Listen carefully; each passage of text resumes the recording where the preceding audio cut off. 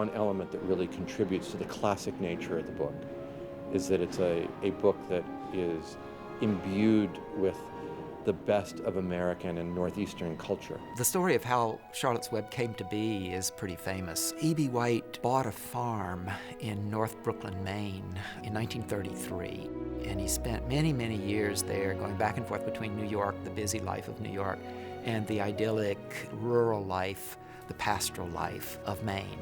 He finally retired there in 1957, but he had a whole barnyard full of animals. He had geese, and he had sheep, and he had pigs, and he had all these creatures. And he spent a great deal of time with them. He nurtured them, and yet always in the back of his mind, he knew he was preparing them for a fate that they would not enjoy, and that was that they would be butchered. And so he always felt a little bit of a traitor. So he began to think, how is it that I could perhaps save a pig? And it suddenly came to him, what if there is magical interposition? It's a miracle.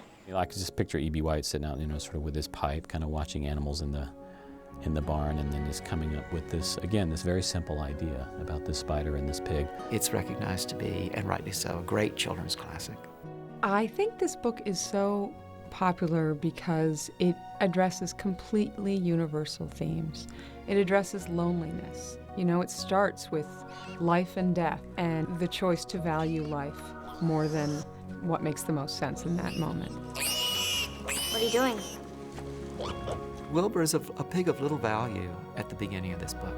You're not gonna kill it, are you? It's a run. I'll go back to bed. The core premise of the book being that there is a life worth saving, and this very, very small creature being able to do something to have this big effect.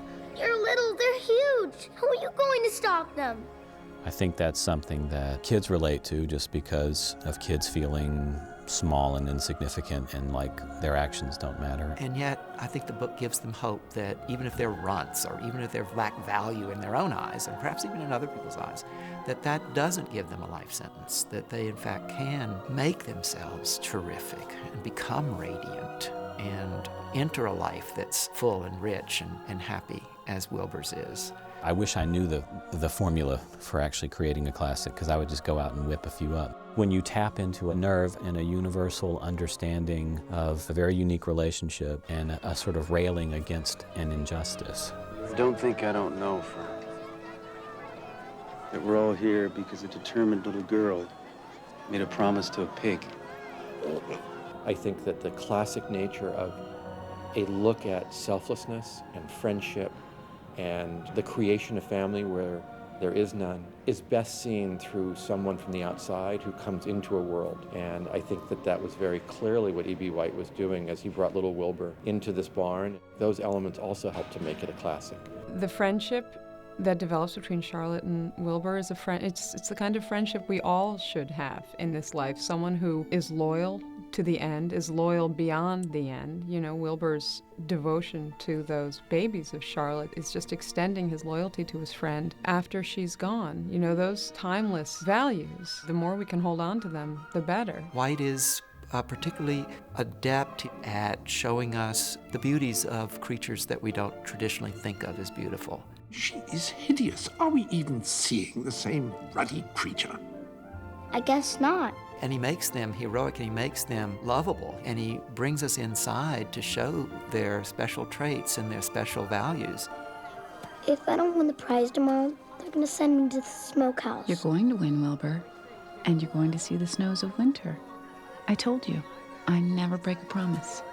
The book is an acceptance of everything, the glory of everything, the good and the bad. It's an acceptance of the nearness of rats and the cuddly, innocent beauty of the newborn geese. Wow! Look at them! They're eggs, and now they're just, look at them! It's an acceptance of the flatulence of cows. It's an acceptance of life. It's an acceptance of death. It is, as White called it, the great paean to life, the great hymn to the barn. He'd always hoped that a film would be made that dealt with a true barn and the whole wonder of the barn. He wanted the smells and the sights and the sounds, and he wanted the reality of the barn and the creatures that lived there, and he wanted real animals That's what the whole book is about. It's too bad in many ways that E.B. White did not live in an era when the film that he envisioned of this book could have been made.